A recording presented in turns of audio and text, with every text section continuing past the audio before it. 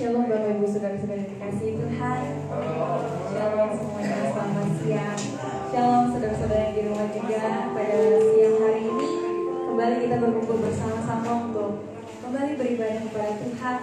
Mari naikkan setiap ucapan syukur kita kepada Tuhan. Mari dalam kehadirannya dengan hati yang penuh bersyukur dan hati yang rindu dan haus akan lapar akan kebenaran firman Tuhan. Terima kasih Tuhan.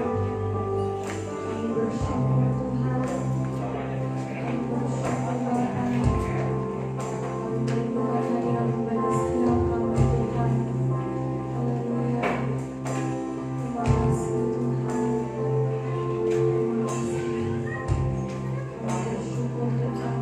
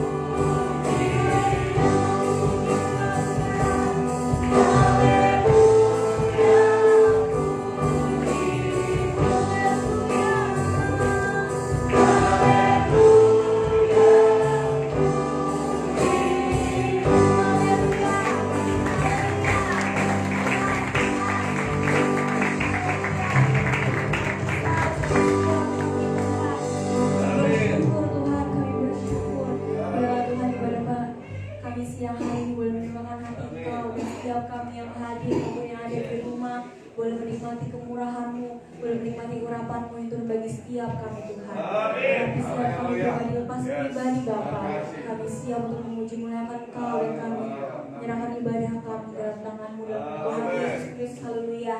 Amin. Shalom semuanya.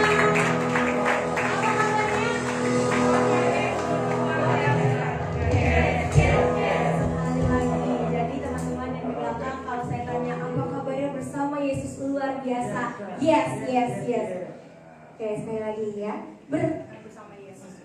Apa kabarnya? Bersama Yesus luar biasa. Yes. Bersama Yesus luar biasa. Amin. Amin.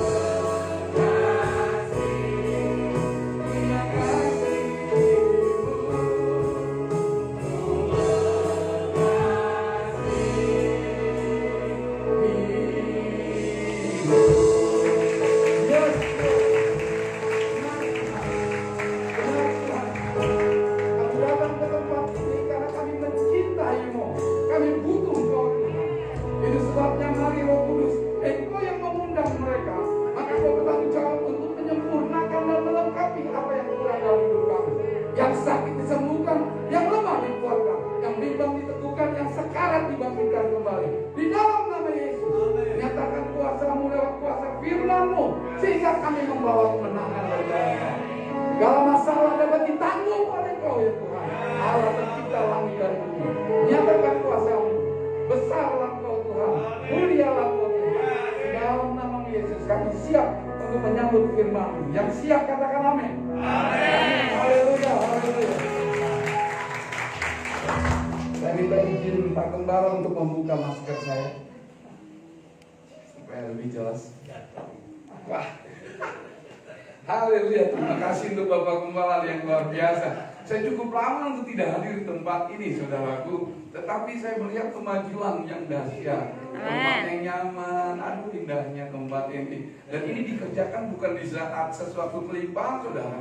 Ini dikerjakan di saat pandemi. Orang-orang pada bangkrut, orang-orang pada paceklik, saudara. Orang-orang hanya diam saja. Tapi Bapak Gembala kalian sedang melakukan kegiatan yang dimana kegiatan itu memuji dan memuliakan Tuhan lewat ibadah yang tepat, yang nyaman dan indah.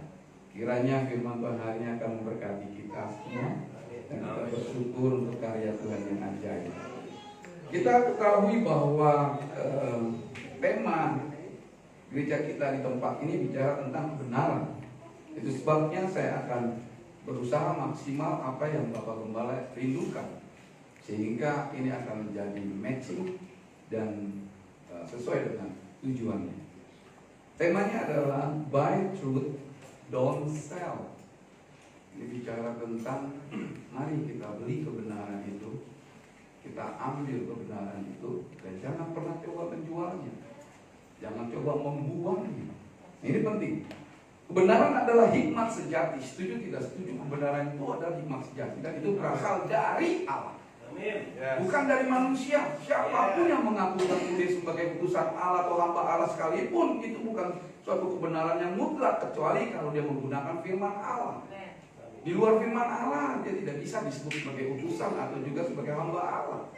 Ini penting buat kita paham. Itu sebabnya manusia jenis ini akan memiliki dan punya sesuatu di mana mereka tidak hanya hebat di dalam pengetahuan, bukan cuma hebat di dalam kecerdasan, tetapi dia memiliki kebijaksanaan.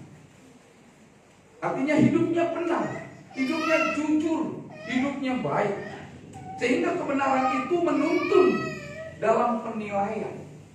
Jadi kebenaran itu akan menuntun orang cerdas tersebut, orang yang pintar tersebut, kepada kejujuran, ketulusan, dan juga menjadikan pertimbangan. Saya rasa pembangunan tempat ini penuh dengan pertimbangan, saudara. Kalau secara keuangan, wow, saudara yang bisa tahu, saudara yang memberi persembahan kok. Tetapi saya mau kasih tahu, hitung-hitungan itu hanya hitung-hitungan kecerdasan, tetapi hitungan Tuhan itu berbeda. Hitungan Tuhan itu sangat berbeda. Karena apa? Karena ada hal-hal yang disebut dengan supranatural. Supranatural itu penting untuk kita ketahui. Penting sekali dengan supranatural itu. Siapapun, baik orang tua maupun gembala, bahkan bos kita di kantor, ketika memiliki manusia jenis ini pasti bahagia. Bayangin kurang bahagia apa? Dia bukan cuma cerdas, bukan cuma tahu pengetahuan, tetapi hidupnya benar dan jujur dan baik. Tipe seperti ini pasti tipe kesayangan bos. Tipe seperti ini juga tipe kesayangan oleh Bapak Gembala kita. Amin, saudara. Ini juga tipe yang disayang oleh orang tua. Karena anak seperti ini berarti anak yang baik. Nah, namun yang menjadi pertanyaan adalah Salomo sudah jauh-jauh lama memberitahukan sebuah peringatan, warning, peringatan, yaitu di dalam Amsal 23 ayat yang ke-23. Mari kita buka firman Tuhan, Amsal 23 ayat 23, terjemahan baru. Di situ jelas dikatakan, belilah kebenaran dan jangan menjualnya. Demikian juga dengan hikmat, didikan, dan pengertian. Nah, saya mau garis bawahi kata hikmat, didikan, dan pengertian. Jadi hikmat, didikan, dan pengertian include ke dalam kebenaran. Jadi hikmat, didikan, dan pengertian include. Jadi satu komposisi ini kau hilangkan, maka kau tidak hidup dalam kebenaran. Satu saja komposisi ini kau hilangkan, aku nggak mau dididik, gue nggak mau didisiplinkan, maka kau tidak akan hidup dalam kebenaran. Amin. Nah, ini penting buat kita pahami. Sehingga kalau kita buka di dalam terjemahan BIMK-nya dahsyat sekali, saudaraku. Nah, ajaran yang benar, hikmat, didikan, dan pengertian, semua itu patut saudara beli, saudara miliki. Jadi orang Kristen kalau nggak pernah beli beginian, jangan harap saudara bisa masuk surga. Jangan harap saudara bisa bertahan hidup. Jangan harap saudara bisa menjadi pemimpin. Jangan-jangan kita menjadi orang yang terseret. Tetapi terlalu berharga untuk dijual. Nah, ini yang harus digarisbawahi. Tetapi terlalu berharga untuk dijual. Kenapa kok ada kata jual ya? Berarti Salomo sudah melihat jauh ribuan tahun yang lalu bahwa nanti orang percaya akan rontok dan bangkrut sehingga dia menjual kebenaran. Bisa bayangkan saudara, orang-orang Farisi dan ahli Taurat itu sudah tahu kalau Yesus itu adalah utusan Allah, sudah tahu. Tetapi mereka menjaga bisnis mereka. Mereka menjaga company mereka supaya apa? Supaya tidak sampai mereka bangkrut. Karena mereka punya bisnis-bisnis di dalam bait Allah yang dimana hal itu akan menguntungkan mereka. Sehingga Yesus harus dipinggirkan. Yesus harus ditolak. Banyak di antara kita juga seperti itu. Ketika firman Allah sudah dikatakan, tapi kita ngotot untuk no. Ini sangat bahaya. Ini merugikan saya. Banyak kita seperti itu, saudara. Ini penting sekali. Nah, kalau diterjemahkan di dalam Bible Basic English, ini dahsyat sekali. Saya kaget kalau ini kok tujuannya jadi apa ya? Kenapa Salomo memberi warning ini? Rupanya ada ujungnya. Get for yourself that which is true, and do not let it go for money. Get wisdom and teaching and good sense. Kenapa money? Jadi uang mampu menghancurkan kebenaran yang sudah ditanamkan dalam hidup orang percaya. Money. Nah, maksudnya mana yang bagaimana nih? Nah, nanti kita akan explore, kita akan gali kembali supaya kita bisa memahami lebih dalam lagi. Money, bicara tentang uang, saudara. So, when you make a choice, you change the future. Ketika Anda membuat sebuah pilihan, Anda sedang mengubah masa depan Anda sendiri. Pilihan saudara itu menentukan masa depanmu. Ini penting. Saudara mau ambil warning dari Salomo, Amsal 23:23, atau saudara mau abaikan? Itu jadi masalah buat saudara. Pasti ada high risk-nya, ada risiko yang besar yang saudara harus hadapi. Take it or leave it. Saudara mau ambil firman Tuhan ini atau saudara mau abaikan? Saudara mau buang silakan. Tapi saya sebagai hamba Allah yang diutus saat ini kepada saudara, saya berharap saudara take it. Saudara ambil firman ini. Amin. Supaya masa depanmu menjadi masa yang disebut dengan future happy future. Amin. Itu betul masa depan yang penuh dengan kebahagiaan. Haleluya. Amin, saudara. Nah, itu sebabnya ada dua alasan.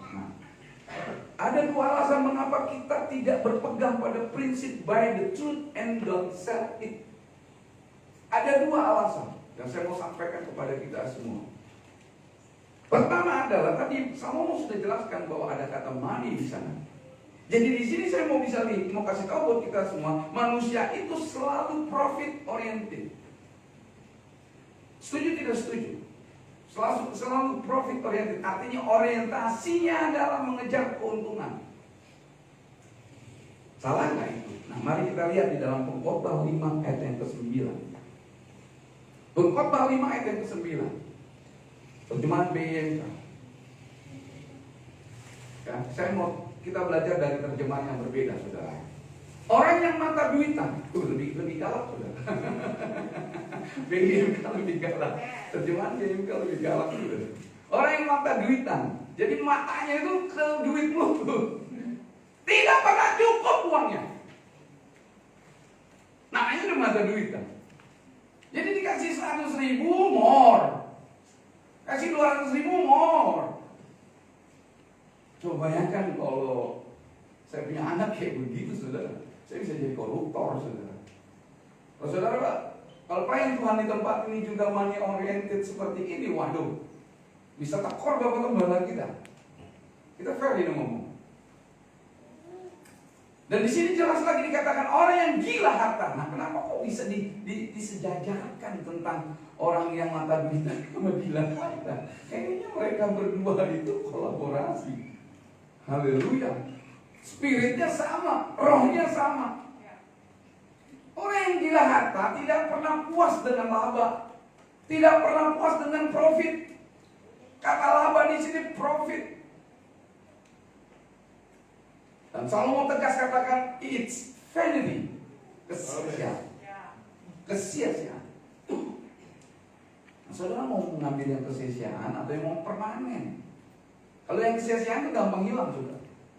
Tapi yang permanen itu pasti harus dengan menolak money oriented atau profit oriented.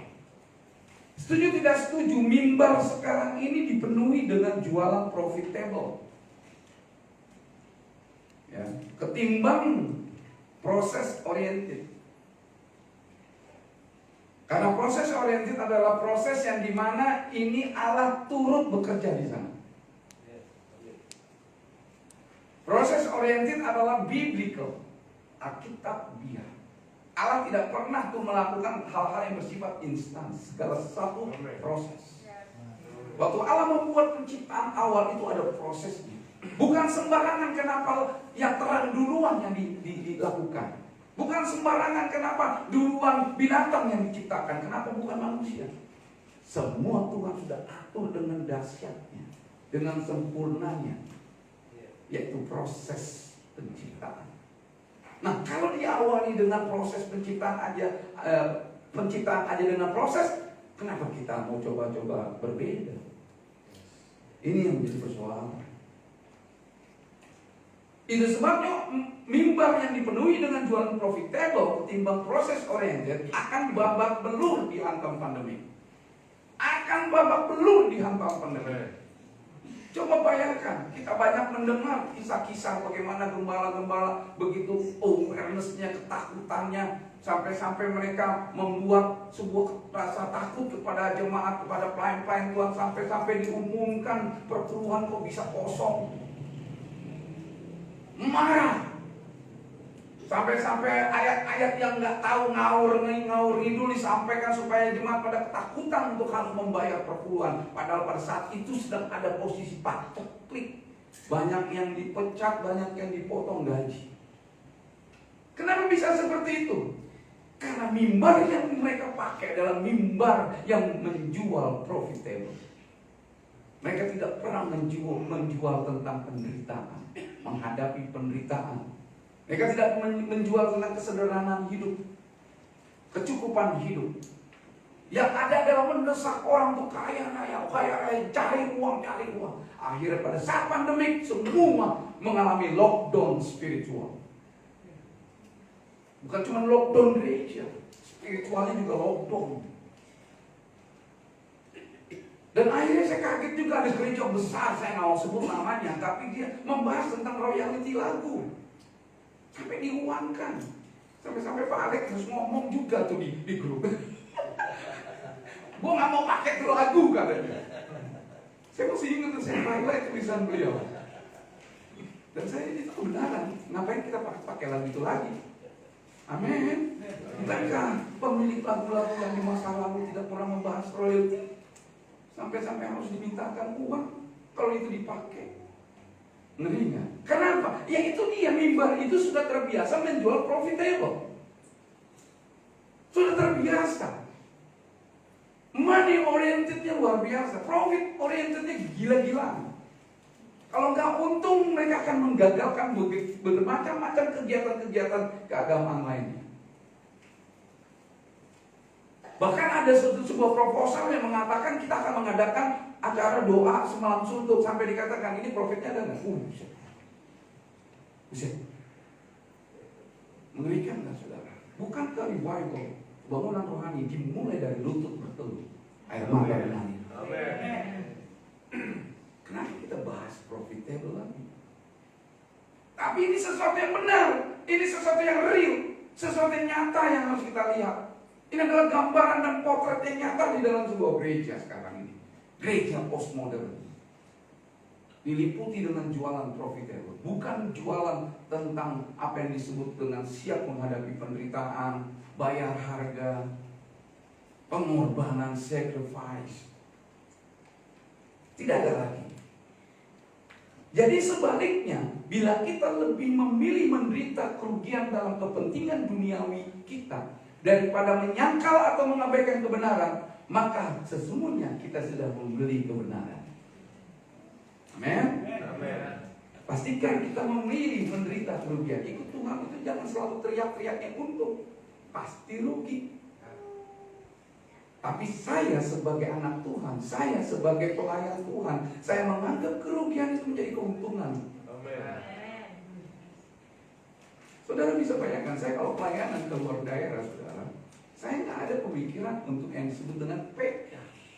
Saya sudah siapkan diri saya untuk tidak memikirkan PK. Apa yang mau saya ambil dari orang-orang yang mencangkul singkong, padi? Apa yang mau saya harus ambil, saudara? Amin. Ini penting, saudara. Dan akhirnya ketulusan inilah membuahkan banyak kebangunan rohani di mana-mana. Saya menjadi kontribusi yang cukup luar biasa dalam pandangan manusia.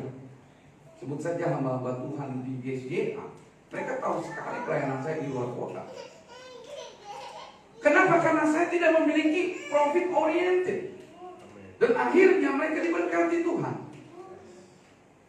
Nah, sama dengan apa yang sekarang Bapak Gembala arahkan kepada kita untuk hidup dalam kebenaran. Pastikan semua yang hadir di tempat ini. Saya jujur ya, saya tidak diintervensi loh khotbah hari ini. Tapi saya mau kasih tahu kalau memang ini kena kepada kita semua yang hadir hari ini, semuanya itu karena kasih kemurahan Tuhan. Tuhan mau bangkitkan kita, Tuhan mau pulihkan kita, Tuhan mau luruskan kita. Pastikan pelayan-pelayan Tuhan di tempat ini jangan mengedepankan profit oriented, tetapi sacrifice. Pengorbananmu. Bangun pengorbanan. Engkau menabur pengorbanan, kau akan menuai dengan sorak-sorai. Itu udah firman Tuhan, gak bisa lagi. Taburlah pengorbanan, maka kau akan melihat kedahsyatan yang Tuhan akan nyatakan. Kebenaran itu adalah mutiara yang berharga. Dan harus rela kita berpisah dengan semua hal-hal yang lain, hal-hal duniawi, hal-hal yang daging, hal-hal yang bersifat kepentingan diri. Harus dipisahkan demi membeli kebenaran. Amin. Ini penting. Jadi itu mutiara berharga, kebenaran itu. Kebenaran itu hanya ada di dalam firman Allah. Tidak ada.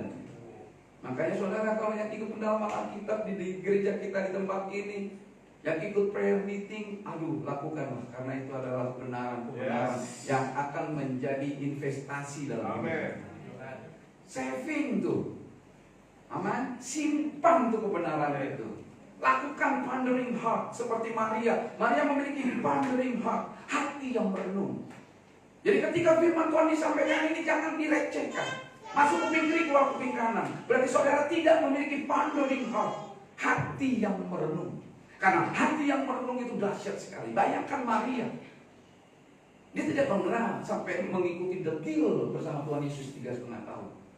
Tapi murid-muridnya detil mendengar firman Tuhan, detil mengolah apa yang disebut dengan parables, perumpamaan-perumpamaan. Mohon Tuhan untuk definisikan detil sekali. Tapi minta maaf, di mana mereka waktu Yesus disalib?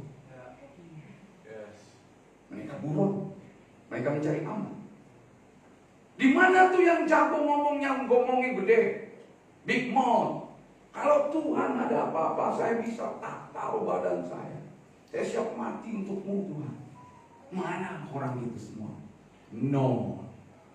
Tapi Maria berada di tempat yang terancam, berada di tempat yang membahayakan dirinya. Yang ada di samping salib Yesus. Kenapa? Karena dia memiliki pondering heart, hati yang merenung. Setiap firman Tuhan dikatakan, maka semuanya itu disimpan di dalam hati Maria. Maria merenungkan. Apa yang disebut dengan pondering heart? Pondering heart adalah usaha untuk terus-menerus mencari tahu makna yang sesungguhnya. Pernah kita mendengar firman Tuhan seperti itu? Jangan sampai saudara pulang dari tempat ini baru ketemu namanya bakmi acong, lu lupa khotbah gua. Jangan sampai anak muda di tempat ini gara-gara ketemu si Lili, langsung lupa lu sama khotbah yang tadi. Amin. Mari kita di sini sadar. Kita belajar dari hati Maria. Memiliki pandang hati. Dia terus mencari tahu apa sesungguhnya makna ini. Kenapa Yesus lakukan umur 12 tahun? Kok dia katakan, tidak kau tahu aku harus berada di rumah Bapakku, melakukan urusan-urusannya. Kenapa kau mencari aku? Coba bayangin loh, kalau anak umur 12 tahun ngomong kayak gitu, pasti gua tempeleng ngomong kayak gitu, Pak. Tapi Maria menyimpan perkataan Yesus di dalam hati. Amin. Itu sebetulnya pandering hati. Mari kita semua di tempat ini, kalau dengar khotbah di tempat ini, mungkin ada rasa yang sakit, ada kata-kata yang sangat berduri.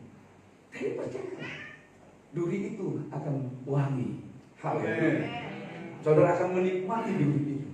Sabarlah, renungkan itu. Ku renungkan firman-Mu siang dan malam. Ku pegang perintah-Mu dan ku lakukan. Engkau tahu ya Tuhan, tujuan hidupku hanyalah untuk menyenangkan hati-Mu.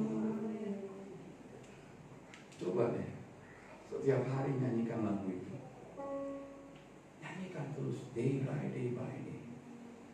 Kau akan tahu apa yang disebut dengan pondering hati. Hati yang merenung itu sangat berkuasa. Yang akan mengubah logos menjadi rema. Itulah kekuatan dari pondering hati.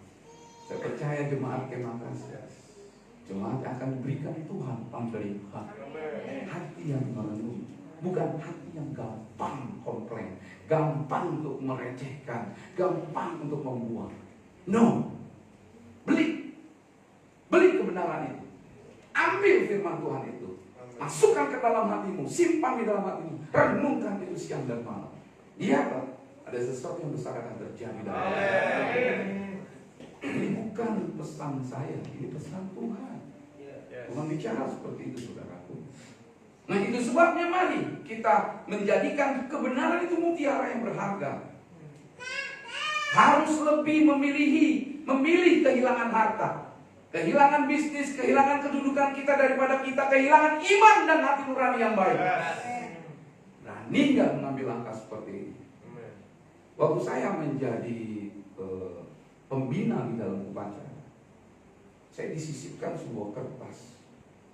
Karena saya satu-satunya orang Kristen, guru Kristen yang diberikan kesempatan untuk memberikan pembinaan dalam upacara.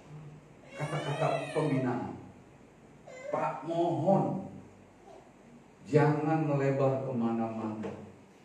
Pastikan pesan-pesan itu sesuai dengan pesan-pesan dari Bapak Kepala Sekolah. Oh, saya katakan, gak bisa intervensi gua. Siapa lu? Dan waktu saya maju dan saya sampaikan dan saya bahas terus tentang firman Allah di dalam kitab Amsal, tanpa saya sebut Amsal berapa.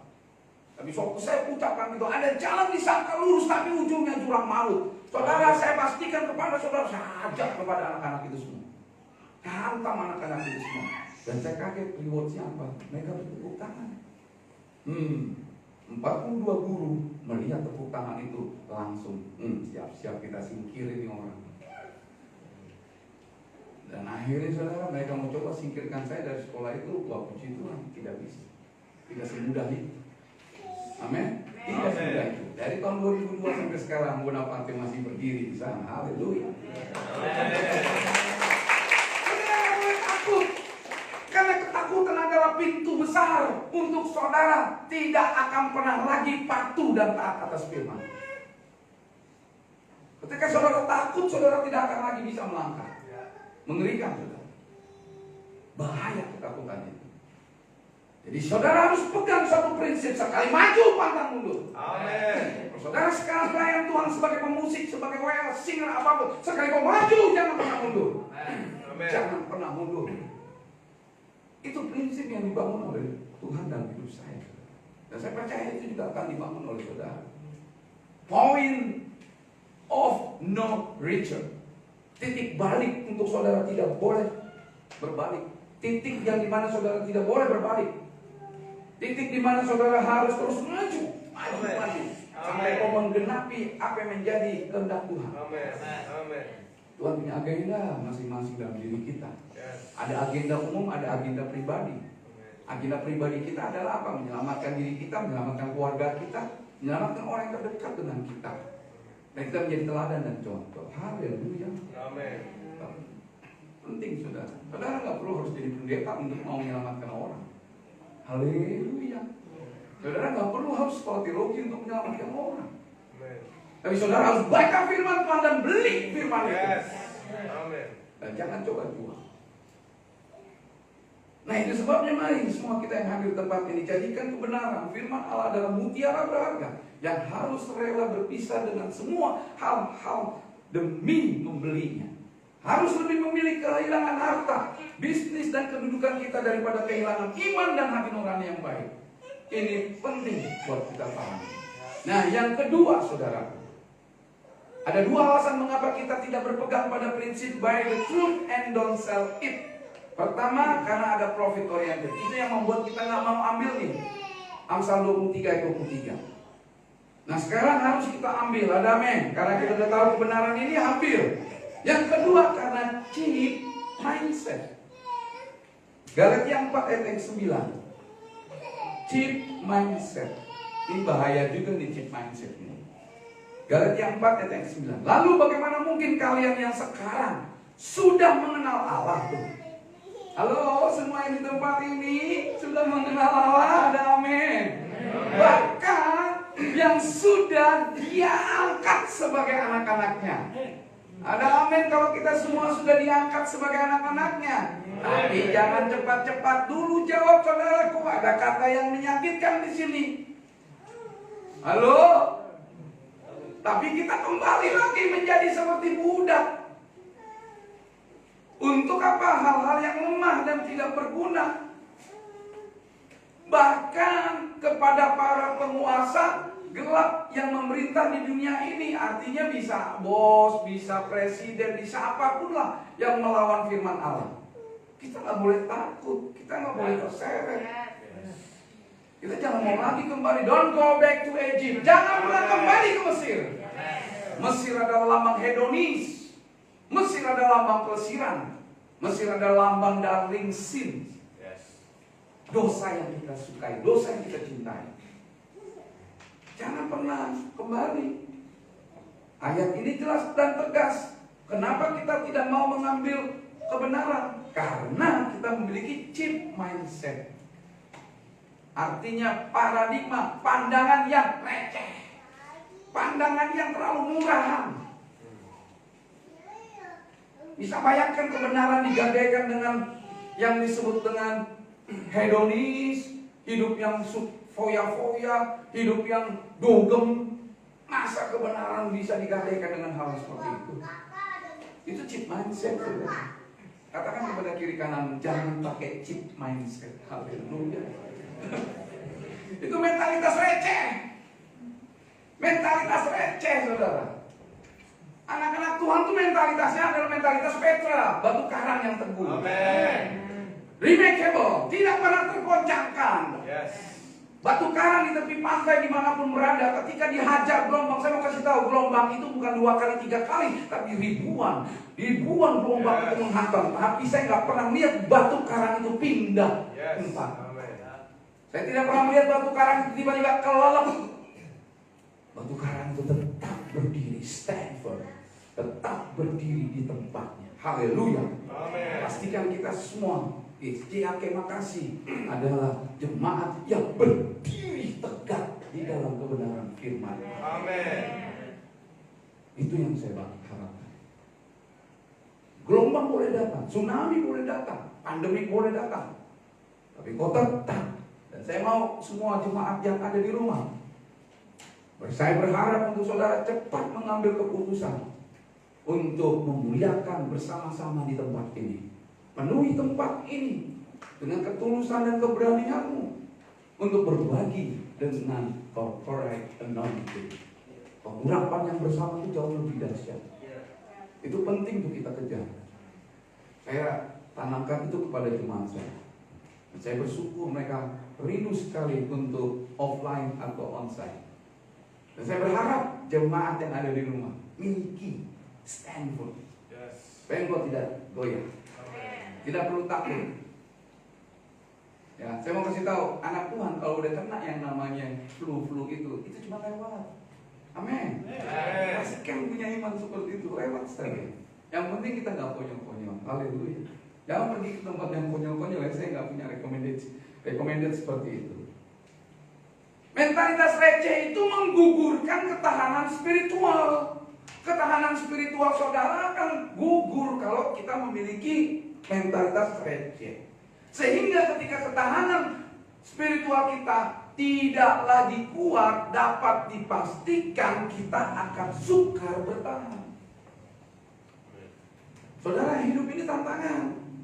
Hidup ini banyak godaan. Nggak ada yang enggak. Pendeta besar aja digoda kok. Saudara tahu kan, pendeta besar Hillsong itu saudara, mengerikan loh. Itu senior pastor. Ya, itu ibaratnya tuh udah gembala yang paling tertingginya saudara. Amin. Jatuh dalam dosa selama 10 tahun gak ada orang tahu. Karena ketakutan semua pelayan-pelayannya, nggak mau bocorin. Karena dia punya mungkin otoriter yang membuat mereka diam, bungkam, dan akhirnya terbongkar. Mengerikan seorang senior pastor, narkobanya selama 10 tahun, dan dia melakukan pelecehan seksual itu udah hampir 10 tahun. Dan itu yang disikat semua adalah jemaat. Ini dia saudara, saya nggak malu ceritakan ini, bodo amat. Ini buat pembelajaran kita, amin. Antar sebel nggak ada saudara. Itu udah senior pastor, dia bisa ambruk loh. Apalagi kita nggak mau jaga diri. Apa kita yang suka menjual kebenaran? Jangan. Hah? Tuh udah pendeta besar lagi jemaat udah 10.000 lebih. Bayangkan, lebih tuh, banyak sekali. Ini kita bisa lihat sehingga orang yang sukar bertahan itu mudah berbalik. Mudah berbalik. Seperti tadi Galatia 4 ayat 9, kok gampang banget sih balik? Mudah berbalik. Kenapa kita mudah berbalik? Karena kita tidak mempunyai lagi ketahanan spiritual dan akhirnya menjualnya. Membuat receh. Firman Tuhan yang disampaikan ini dibuang di sampah. Dan sekarang di dalam nama Yesus, Bonaparte tegaskan, pungut kembali. Amin. Pungut yang sudah kau buang ke sampah itu. Satu pungutan aja itu akan membuat engkau menjadi booster. Amin. Ada booster yang luar biasa. Satu aja firman Tuhan yang kau buang ke dalam sampah hidupmu, engkau pungut, itu akan menjadi booster yang dahsyat. Karena firman Tuhan tidak akan pernah kembali dengan sia-sia. Tidak akan pernah kembali dengan sia-sia. Sebab firman itu hidup. Firman itu hidup. Dan dia berkuasa. Nah itu sebabnya ketika kita sudah memiliki mentalitas receh, kita memiliki cheap mindset, disinilah time of stress. Time of stress dimulai. Kenapa kok ada kata time of stress? Yuk kita lihat 2 Timotius 3 ayat 1 dalam terjemahan Revised English, versi Inggris. Di situ dikatakan, lihat, silakan saudara lihat di atas, di fokus ini ya. But understand this, that in the last days there will come time of stress. Gila ini terjemahannya gokil. Terjemahannya bikin saya budak. Buset. Padahal lembaga Alkitab Indonesia menerjemahkannya hanya cuma masa yang suka. Tapi RSV menerjemahkannya time of stress. Yes. Terjemahan lain lagi ada disebut lagi di dalam dangerous time. Kok jadi takut ya? Kenapa kok pendeta-pendeta gak pernah khotbah begini ya? Kayaknya biasa aja. Kalau saya baca ini langsung, aduh, wah, apa Apalagi di tengah Tuhan, what's next? Apalagi di Tuhan? Time of stress. Time of stress sedang dimulai. Di mana apa yang terjadi? Kalau kita baca lagi ayat yang ke-1 sampai dengan yang ke-5, terjemahan TB-nya, ketahuilah bahwa pada hari-hari terakhir akan datang masa yang suka. Siapa sih waktu yang terakhir? Ini nih waktunya sekarang nih kita nih. Manusia akan mencintai dirinya sendiri, individualism, ego tingkat dewa, dan menjadi hamba uang. Nah, kenapa hamba uang kok di awal? Kenapa hamba uang kok di awal? Iya, karena hamba uang ini bahaya. Coba lihat tuh banyak orang yang stres tuh gara-gara pinjol, akhirnya jadi benjol. Betul gak sih? Coba loh, ini sekarang ini di data yang saya terima di dalam rumah sakit orang gila yang ada di Grogol itu bertambah gara-gara pinjol. Ya main-main loh, ujung-ujungnya benjol. Ini penting nih. Mereka akan membual, jago nipu, jago dusta, dan menyombongkan diri. Mereka akan menjadi pemfitnah. Mereka akan berontak, rebel. Mereka akan rebel terhadap orang tua. Pasti juga rebel terhadap gembala. Kalau udah berani sama orang tua, pasti berani sama gembala, saudara. Itu udah rumusnya. Dan tidak tahu berterima kasih. Udah ditolong. Banyak kan kita yang udah pernah ditolong sama bapak gembala, tapi nggak tahu berterima kasih. Karena saya udah ngalamin. Amin. Tidak mempedulikan agama. Arti tidak mempedulikan agama adalah dia menolak untuk bersekutu, menolak untuk membangun relatif dengan Tuhan. Itu disebut dengan tidak mempedulikan agama. Jadi malas beribadah, kebablasan. 1 tahun pandemik, 2 tahun pandemik, udah aja yang 3. Karena hari ketiga itu bangkit. Enak aja lu, bisa sama-sama itu sama ayah. Amin. Udah pasin aja 3. Dengarkan nih baik-baik. Dia tidak tahu mengasihi, tidak mau berdamai, suka menjelekkan orang, tidak dapat mengekang diri, garang. Sekarang banyak loh, ya anak-anak pun tuh garang. Senang dengan gaya garang. Saya aja orang Batak aja nggak garang. Haleluya. Amin. Saya dibilang orang ini, Pak Bunga itu hampir nyaris tidak ada pendetanya. Ternyata pendeta tidak ada Bataknya. Hampir nyaris tidak ada Batak. Nggak ada menunjukkannya. Ya, emang saya nggak suka garang, saudara. Amin. Kalau orang yang sudah dipulihkan, dia nggak perlu lagi, saudara. Darah-darah Bataknya ada, darah Kristus yang ada. Amin. Tidak suka yang baik, suka mengkhianat. Lanjut. Tidak berpikir panjang, loh. Tidak berpikir panjang, ini mengerikan banget. Berlagak tahu. Nah ini nih penyakit paling gokil ini, berlagak tahu. Seakan-akan dia tahu dalam menghadapi masalah, dia nggak mau sharing dengan gembalamu. Apa yang terjadi? Ceblos. Termasuk tuh pinjol tuh nggak pernah sharing itu. Anak rohani saya ada yang kena pinjol, saudara. Dan saya sedang atasi masalahnya. Gara-gara dia ambil langkah sendiri. Ini mengerikan. Lebih menuruti hawa nafsu daripada menuruti Allah. Secara lahiriah, nah ini bahaya. Kalau ya tadi ya, dari mulai atas tuh, itu bicara tentang keburukan dan kehancuran karakter. Nah ini fatal. Nah ini yang disebut kehancuran spiritual. Secara lahiriah, mereka menjalankan ibadah mereka. Jadi mereka kayak worship, jugrak-jugrak. Tetapi pada hakikatnya mereka memungkiri kekuatannya. Apa pesan Paulus? Temanilah mereka. Temanilah mereka. Apa begitu bunyinya? Mana mau saudara menjauhi orang kayak gitu? Profitnya dapat banyak, orang kaya, dia cantik, dia punya backing. Siapa yang mau menjauhi yang kayak begitu? Kayak Bonaparte pasti banyak yang mau jauhin. Pedes. Kata orang-orang Sulawesi itu pilis. Omongannya Pak Bono itu pilis. Di mana kebenaran ditolak, spirit rebel berkuasa. Kebenaran ditolak, spirit rebel berkuasa. Rebel itu pembangkang, saudara, pemberontak, saudara. roh pemberontak itu akan berkuasa. Kebenaran ditolak, nafsu daging akan melambung tinggi. Melambung tinggi. Kayak Apollo, saudara. Kebenaran ditolak, orang akan buas mengobarkan kembali darling sin. Semua yang hadir di sini jujur, kita punya rahasia. Gak ada yang gak punya rahasia. Dan rahasia yang paling dahsyat dalam hidup kita adalah apa? Handphone. Makanya kita bikin password. Sorry ya kalau kena TikTok mau baku hari ini. Coba deh handphone cek, pasti password. Haleluya. Amin. Itu rahasia kita di situ semua.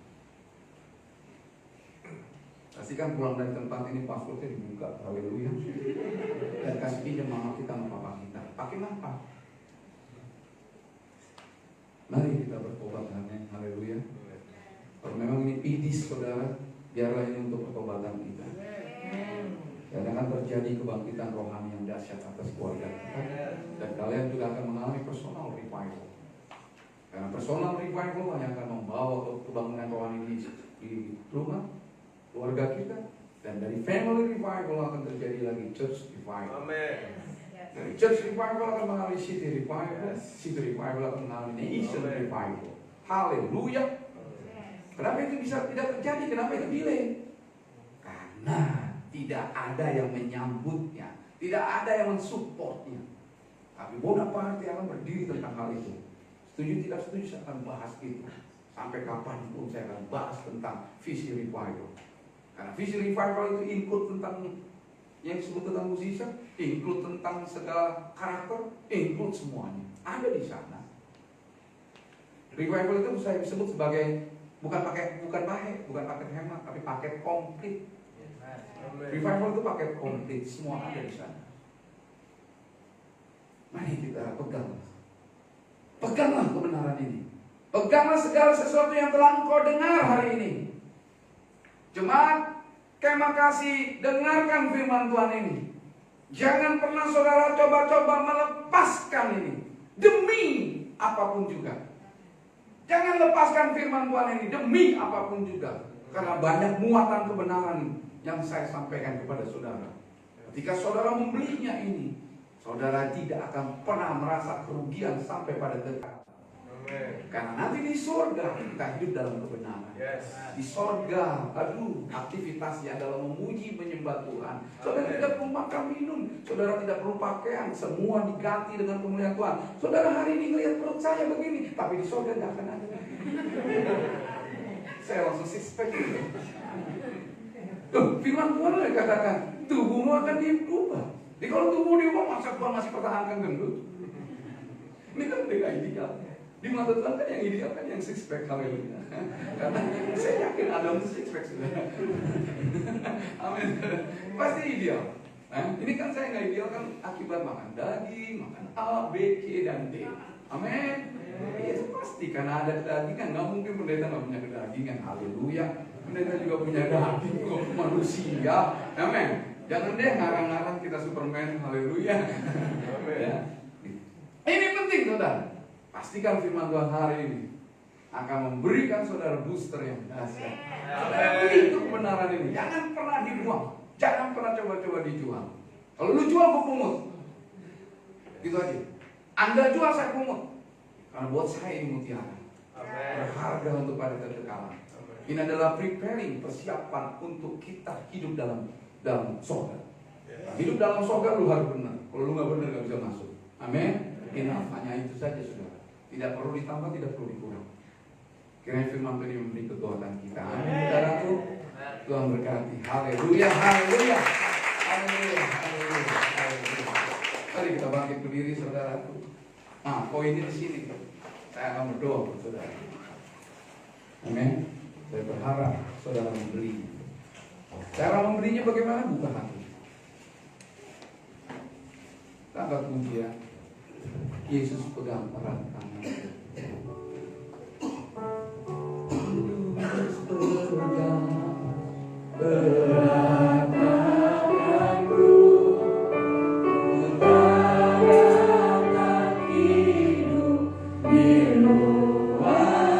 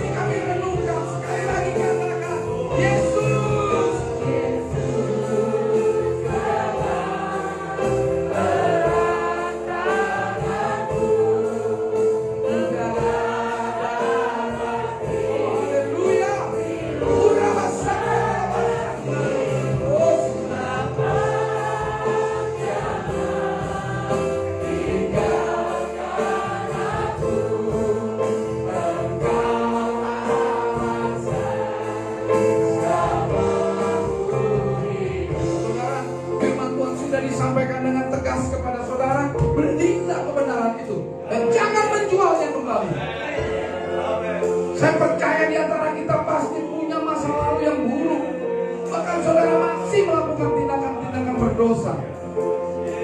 Ini waktunya saudaraku. Ini waktunya, itu sebabnya saya akan berdoa buat saudara. Saya pastikan saudara jangan malu, buang harga dirimu. Kalau kau ingin mendapatkan kebenaran ini, buang harga dirimu. Saya percaya ini bukan sebuah kebetulan kalau saya diundang oleh Bapak Gembala ke tempat ini, karena Bapak Gembala merindukan ada kebangkitan rohani di tempat ini. Haleluya! Ada api Tuhan, ada api Tuhan menyala di tempat ini.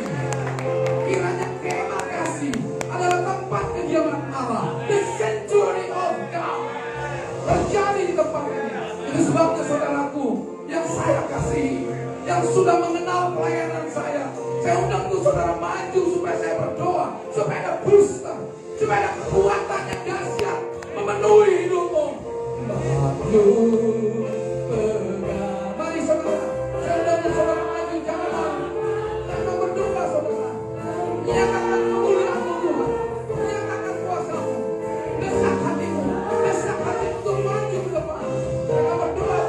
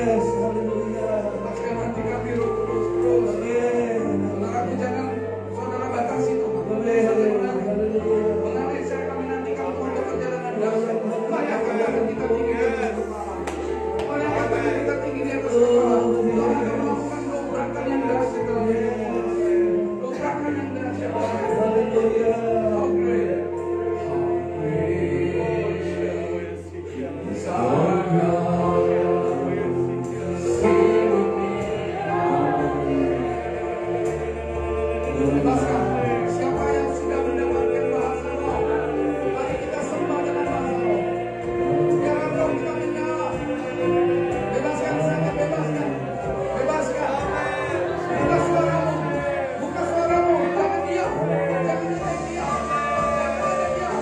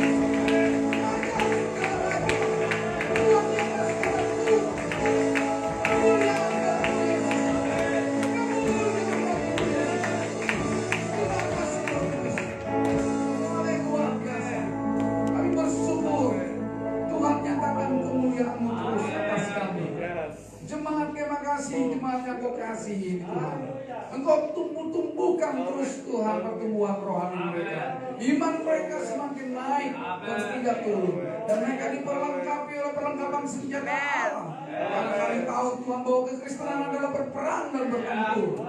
Buat kami menjadi prajuritmu, daftarkan kami menjadi laskarmu Tuhan. Supaya kami tahu bahwa kami tahu siapa lawan kami. Iblis yang suka mencuri dan membinasakan. Itu sebabnya persiapkan jemaatmu Tuhan. Kau berkati Bapak Gembala beserta istri dan anak-anaknya. Kau berkati para pelayan-pelayan Tuhan di tempat ini.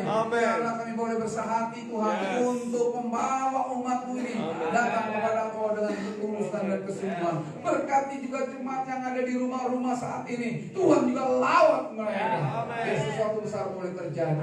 Lewat apa yang terjadi hari ini akan menjadi momentum kebangkitan yang dasar. Dan curahan Roh Kudus 10 hari nanti ke depan Tuhan nyatakan dengan dasar atas umat ini. Dan amin. Dia akan roh kuasa akan turun atas kami. Amin. Haleluya, yang percaya katakan amin. Dalam kisah aku katakan Tuhan Yesus dahsyat. Haleluya.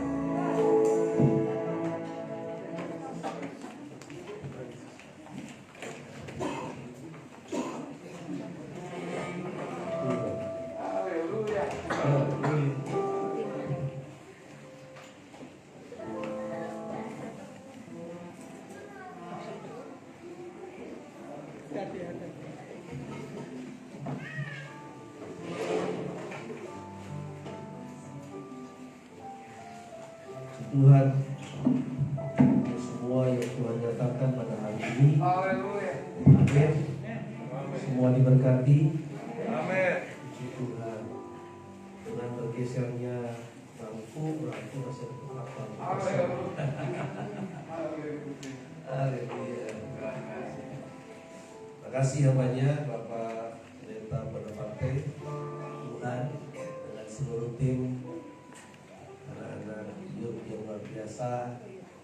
Tuhan pakai dengan dahsyat dan kegerakan di akhir zaman ini ya, dan bersyukur Yesus ya, terima kasih juga boleh ada di dalamnya. Dan kesempatan juga untuk kita bersama-sama melakukan banyak hal besar dengan Tuhan di akhir zaman ini. Amin. Tidak lagi menjadi jemaat yang pasif, ya, tapi menjadi jemaat yang aktif, ya, menjadi jemaat yang bertanggung jawab. Pelajaran firman Tuhan hari ini mengingatkan kepada kita yang sudah kita terima itu sangat mahal, sangat mahal, jangan dijual. Amin. Jangan dijual. Ya, masalahnya mereka nggak jual, Pak, karena mereka belum pernah beli. Jadi apa yang mau dijual, Pak, nggak punya, Pak. Ini kan celakanya banyak orang yang terjadi kenyataannya karena nggak punya. Ya, kalau yang udah punya jangan dijual. Amin. Amin. Ya, mahal loh. Karena kita beli. Kalau nggak berasa beli ya itu persoalannya. Ya. Ada satu perumpamaan yang Yesus berikan kepada saya dari pelajaran hari ini. Terambil di dalam Matius pasal yang ke-13 ayat yang ke-44 sampai ayat yang ke-46. Hal kerajaan surga itu seumpama harta yang terpendam di ladang yang ditemukan orang lalu dipendamkannya lagi. Oleh sebab sukacitanya pergilah ia menjual seluruh miliknya lalu membeli ladang itu. Demikian pula hal kerajaan surga itu seumpama seorang pedagang yang mencari mutiara yang indah. Setelah ditemukannya mutiara yang sangat berharga, ia pun pergi menjual seluruh miliknya lalu membeli mutiara itu. Kebenaran yang disampaikan firman Tuhan pada hari ini mengingatkan kita jangan jual harta yang sangat berharga itu. Rasul Paulus katakan inilah harta dalam bencana sangat mahal. Wow. Ya, mari kita hidupi bersama kebenaran firman Tuhan tadi, dan apa yang sudah kita dengar satu pesan profetik yang kuat buat kita, dan saya percaya kita akan menjadi jemaat yang hebat. Amin. Amin. Tuhan memberkati kita, dan hari Kamis kita akan bersama-sama kembali ibadah jam 12. Ya, ini sebuah pengalaman sendiri ibadah siang hari. Jam 10 ibadah sekolah minggu, lalu jam 12 kita ibadah umum. Hari Kamis memperingati hari kenaikan Tuhan Yesus ke sorga. Amin. Ya, ada banyak pelajaran penting yang akan disampaikan oleh seorang hamba Tuhan buat kita pada hari Kamis. Ya, hari Minggu kita tetap ibadah seperti biasa jam 12 siang. Ya, kemudian sebentar selesai ibadah jam 2 kita ada kelas pemuritan untuk semua anak-anak muda dan orang tua yang mau ikut juga boleh. Ya, kelas ketiga ya dari penata layanan untuk saudara-saudara sekalian yang mau diperlengkapi. Kemudian yang berikutnya hari Rabu kita ada doa di tempat ini, Rabu malam ya, dan buat yang tak bisa ikut langsung di tempat ini bisa online. Ya, itu jam 8 malam. Ya, mengingat ada yang baru pulang ya, jadi makan dulu ya, ada yang harus masak dan sebagainya. Kita jam 8 sampai jam 9 malam ya. Lalu kemudian hari Jumat ada doa ibu-ibu yang mungkin akan kita gabung bersama dalam doa Pantekosta. Kemudian satu lagi hari Sabtu pagi jam 8 ada kelas bahasa Inggris buat anak-anak menggantikan yang Mandarin karena guru Mandarinnya harus dinas keluar kota, maka diganti dengan guru bahasa Inggris ya, jam 8 pagi sampai jam 9, jam 9 sampai jam 10 kelas musik. Jadi pastikan yang sudah ikut itu betul-betul dikawal oleh orang tuanya, supaya orang tuanya jangan membiarkan ya anaknya itu entar datang entar enggak, karena akan dicoret dari kelas ya. Sayang ya, karena kalau kursus di luar itu pasti mahal ya. Jadi ini kalau udah dibeli jangan dijual. Ya, oke, itu saja tambahan pengumuman dari saya. Kita bersyukur untuk hari ini dan kita akan akhiri ibadah kita pada siang hari ini. Semuanya baik, sehat, amin. Ya, yang mungkin kurang sehat tidak bisa hadir dan ikut ibadah dari rumah, mungkin juga yang jauh Pak, ada yang jauh, jadi nggak bisa kumpul. Ya, kita berdoa juga untuk Ibu Fatimah yang saat ini masih di rumah sakit, atau di rumah sakit Hermina, ya supaya Tuhan tolong dalam proses pemulihan beliau. Ya, juga berdoa untuk Pak Ahok dan juga Bu Syokri ya, dan juga mungkin ada beberapa ibu yang lain yang tidak hadir karena sakit. Ya, Tuhan tolong kita semua. Ya, mari kita akhiri ibadah kita pada siang hari ini. Kita berdiri bersama-sama, kita mengucap syukur. Haleluya, haleluya, haleluya. Ya, kita terus membawa hati kita melekat dengan Tuhan. Ya, kita terus menghormati apa yang Tuhan sudah berikan kepada kita. Sesuatu yang sangat berharga, sesuatu yang mahal, yaitu keselamatan kita. Keselamatan kita memang gratis menurut kita, karena kita merasa tidak membayar apa-apa. Tetapi Yesus sudah membayarnya di atas kayu salib ganti kita. Jika kita sungguh mengerti kebenaran ini, kita menerimanya sebagai sebuah anugerah terbesar dalam hidup kita. Mari jangan dijual. Mari kita hormati. Mari kita sungguh-sungguh perjuangkan sampai kepada kita selesai dan didapati setia oleh Tuhan. Haleluya. Sehingga apapun masalah yang sedang Bapak Ibu hadapi dan jalani saat ini, ada yang datang dengan tubuh yang sakit, ada yang sedang bermasalah dengan keuangan dan ekonominya, ada yang bermasalah dengan keluarganya, rumah tangganya. Apapun situasi yang sedang Bapak Ibu Saudara alami, saya ingin mengingatkan bahwa jika kita percaya kita adalah milik Yesus, Yesus tidak akan pernah membiarkan kita berjalan sendiri. Setiap peristiwa yang terjadi, Tuhan izinkan untuk memurnikan sikap hati kita. Apakah kita sungguh-sungguh percaya kepada-Nya? Apakah sungguh-sungguh kita berharap hanya kepada Dia?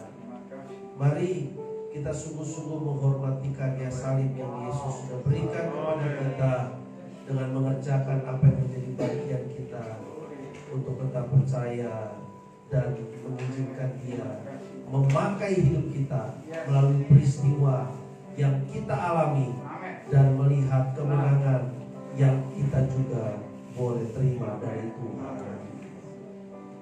Katakan, kekuatan jiwaku, ketenangan batinku, mengiringmu seumur hidupku. Haleluya.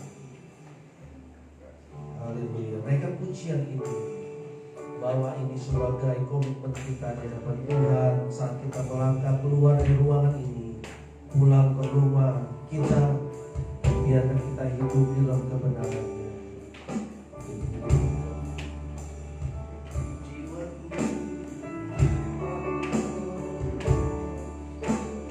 Kenangan batinku takkanlah hadiratmu menyembahmu,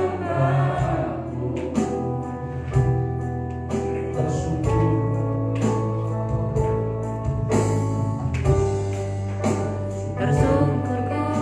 di kakimu, rasakan hadiratmu, takkan ku melepaskanmu, takkan ku melepaskanmu, kau cahaya bagiku,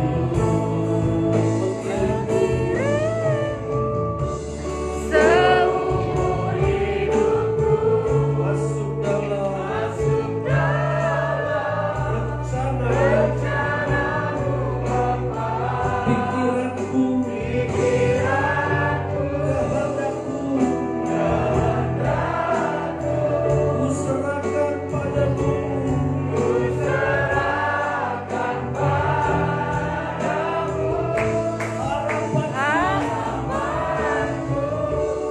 hanya di dalammu, bukan bersamamu, jadikanku bersamamu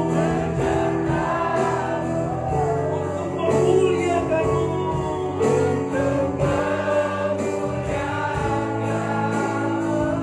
mengiringmu seumur hidupku, masuk dalam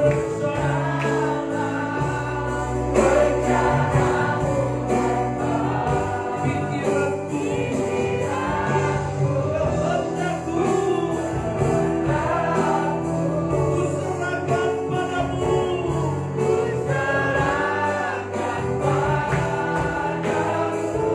harapanku hanya di dalammu, bukan bersamamu Tuhan, jadikanku bersamamu untuk memuliakanmu, karena sekali lagi mengiringmu,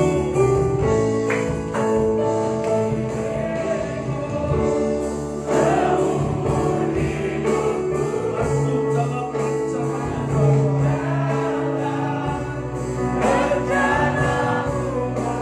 pikiranku, kehendakku,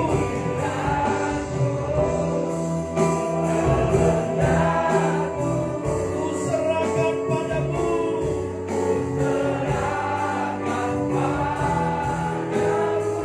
harapanku hanya di dalammu, bukan teguh bersamamu,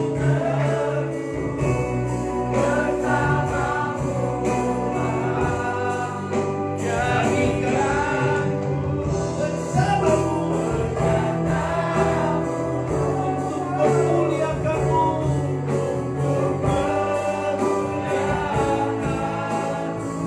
untuk memuliakanmu,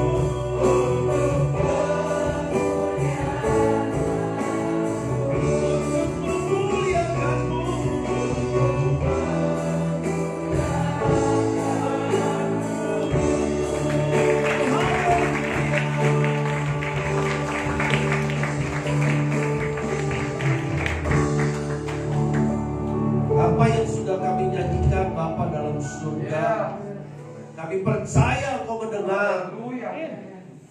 Kami minta belas kasihan-Mu, biar Roh-Mu menolong kami menggenapi apa yang kami nyanyikan.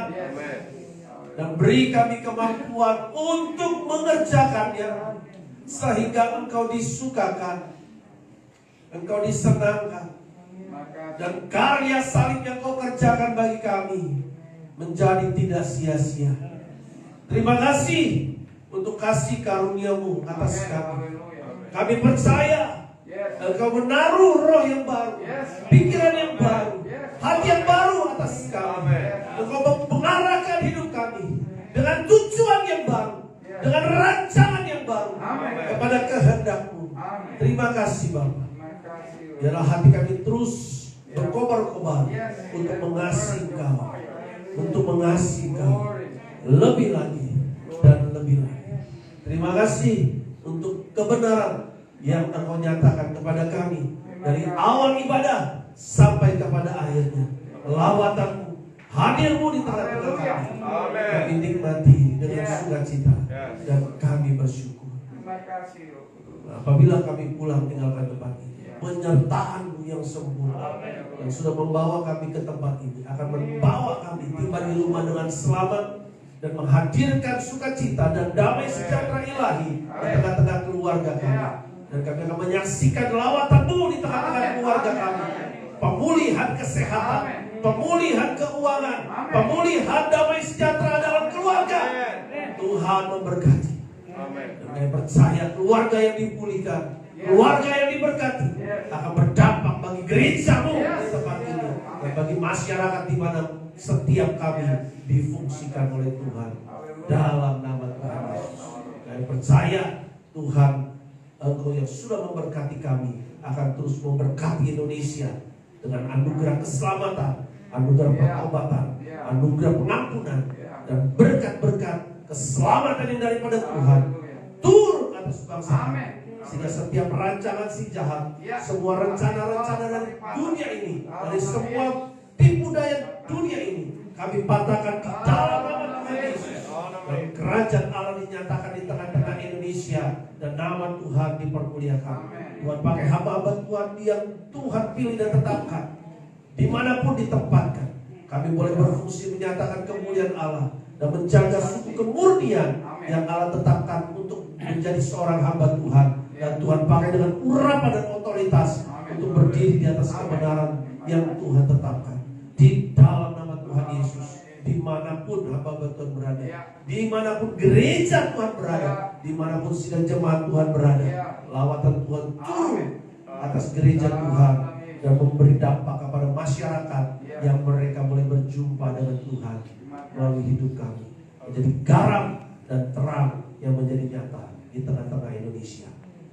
Dalam nama Tuhan Yesus, kami menerima anugerah berkat itu atas bangsa kami, dari presiden sampai kepada jajaran yang paling rendah di tingkat RT, di eksekutif, yudikatif, legislatif, yang ada di kepolisian, ketentaraan, dimanapun anak-anak Tuhan yang ada di dalamnya, mereka boleh sungguh-sungguh hidup dalam kebenaran.